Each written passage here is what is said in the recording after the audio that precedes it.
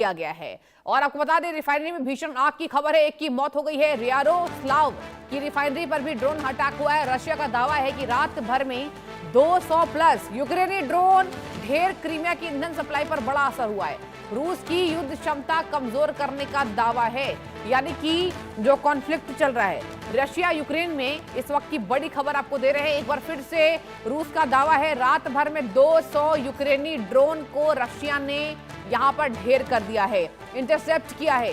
Crimea की ईंधन supply पर यह बड़ा असर है। आप याद कीजिए, पिछले हफ्ता भी हमने देखा था रशिया की बड़ी रिफाइनरी पर यूक्रेन का ड्रोन अटैक यहां पर हुआ था।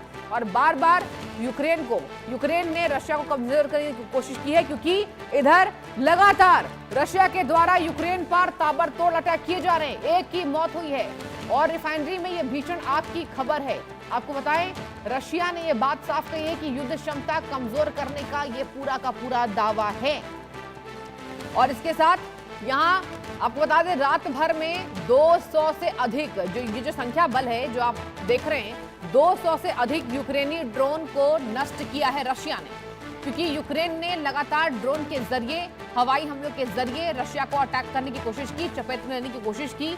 और अब फिलहाल कहा गया है कि रशिया की 2 ऑयल रिफाइनरियों पर अटैक किया गया है। देखिए, ऑयल रिफाइनरी पर जब अटैक होता है तो सबसे बड़ी बात है, देश की अर्थव्यवस्था पर यह सबसे बड़ी चोट है। और वही हम देख रहे हैं, हर जगह तेल का खेल। अगर बात की जाए, ईरान अमेरिका के बीच में यही कहानी चल रही है, रशिया यूक्रेन में यही कहानी चल रही है। हालांकि रशिया और यूक्रेन की जो जंग के हालात हैं वो बिल्कुल डिफरेंट है, बिल्कुल अलग है। और अगर बात की जाए तो यहाँ पर रूस ने यह साफ कहा है कि हमने 200 से अधिक यूक्रेनी ड्रोन को तबाह किया है, यानी कि नष्ट कर दिया है।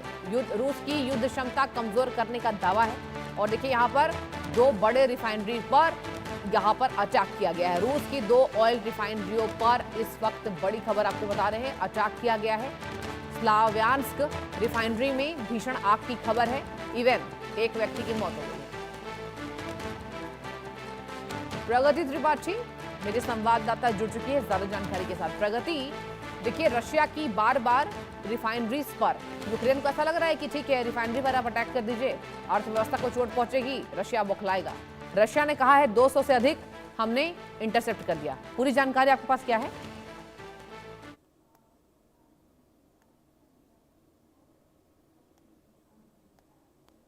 प्रगति, आपको मेरी आवाज मिल पा रही है?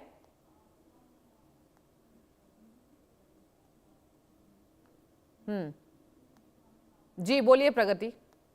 जी, यूक्रेन ने रशिया के भीतर अपने हमलों की रफ्तार काफी तेज कर दी है। और अगर रिपोर्ट्स के मुताबिक मैं आपको बताऊं तो यूक्रेनी सेना ने रूस के वोल्गोग्राद में के स्थित एक औद्योगिक इकाई को निशाना बनाया है, जहां तोपखाने और मिसाइल लॉन्चर से जुड़े उपकरणों का निर्माण किया जाता था। ओके। इसके अलावा रशिया के व्लादिमीर क्षेत्र में एक ऑयल पंपिंग स्टेशन पर भी हमला किया गया है।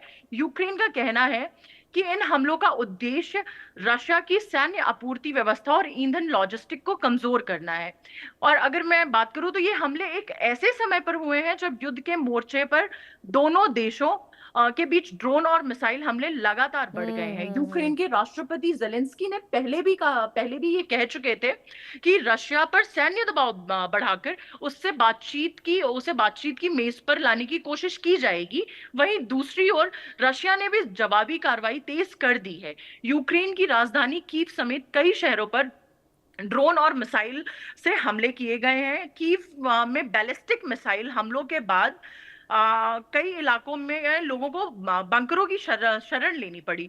और अगर एक्सपर्ट्स का मानना यहाँ पर यह भी है कि यूक्रेन अब केवल सीमावर्ती इलाकों तक सीमित नहीं है, बल्कि रूस के रणनीतिक, सैन्य और औद्योगिक ढांचों को भी निशाना बनाकर उसकी युद्ध क्षमता को कमजोर करने की कोशिश कर रहा है। और अगर ऐसे हमले जारी रहते हैं इन फ्यूचर, तो रशिया के लिए सैन्य उपकरणों और ईंधन की आपूर्ति बनाए रखना चुनौतीपूर्ण हो सकता है। हालांकि इसका दूसरा पहलू यह भी है कि इस तरह के गहरे हमलों से संघर्ष और तेज हो सकता है और रशिया की ओर से जवाबी कार्रवाई का खतरा और भी बढ़ सकता है। फिलहाल अगर तो दुनिया की निगाहें इसी बात पर टिकी हैं कि क्या ये हमला रशिया पर बातचीत का दबाव बना पाएगा या फिर मॉस्को और अधिक आक्रामक सैन्य कार्रवाई करेगा यूक्रेन पर। इतना जरूर कहा जा सकता है कि रशिया यूक्रेन युद्ध अब केवल सीमा तक सीमित नहीं रह गया है।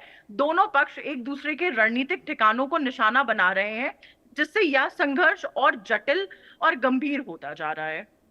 प्रगति, आपने बिल्कुल ठीक कहा। देखिए, सबसे बड़ा एंगल इसमें तो यही है कि अगर रशिया ने 200 से ज्यादा ड्रोन को यहां पर तबाह किया, नष्ट किया, तो जाहिर सी बात है ये रूस है। रूस अधिक कैपेबल है, कैपेसिटी है उसके पास, तो वो ज्यादा रिटेलिएट करेगा। और यूक्रेन को अब एक बार फिर से आप देखिए, वहां पर ऑलरेडी बहुत ज्यादा तबाही हुई है। न जाने क्यों आखिर यहां पर जेलेंस्की नहीं समझ पा रहे इस बात को, लेकिन अगर बात की जाए तो ज्यादा नुकसान यहां पर यूक्रेन का हुआ है और कोई नहीं है समझौता कराने वाला। इनके समझौते पर कुछ खबर है आपके पास? ऑफिशियल सोर्सेज के अकॉर्डिंगली अपनी तो कोई खबर नहीं है, पर शांति वार्ता पर बातचीत जारी है।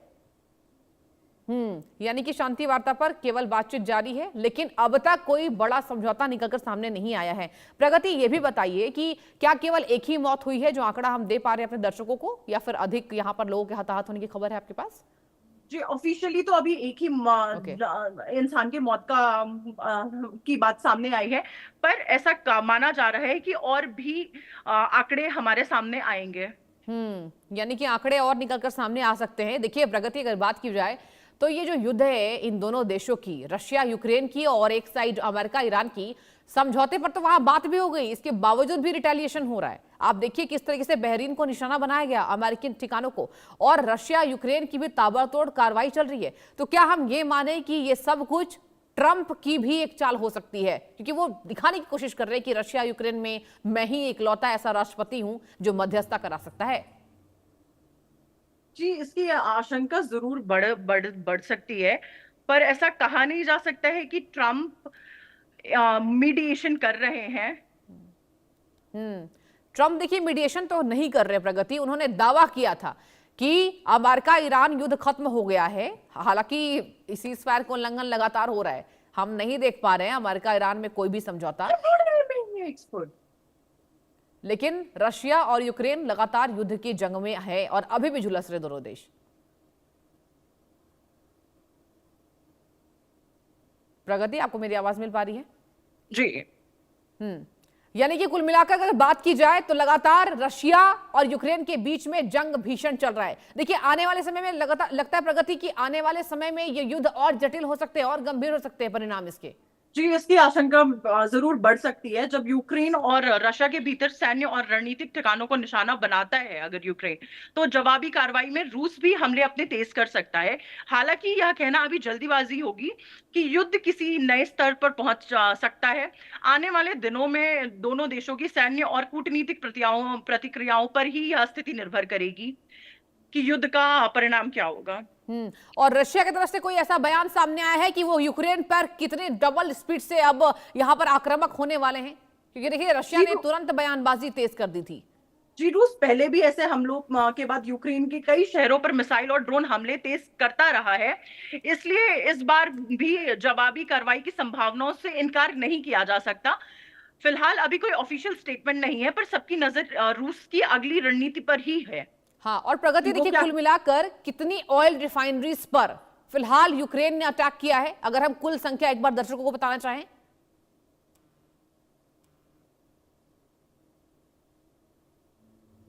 एट प्रेजेंट उन्होंने 2 ऑयल रिफाइनरीज पर अटैक किया है। जी, और प्रगति अगर बात की जाए तो देखिए यूक्रेन की तरफ से भी लगातार यहां पर बयानबाजी तेज किए जा रहे हैं। यूक्रेन, याद कीजिए, वहां पर साफ कह चुकी है यूक्रेन की सेना कि अब हम नहीं रुकेंगे और आने वाले समय में ये रिटेलिएशन और होगा।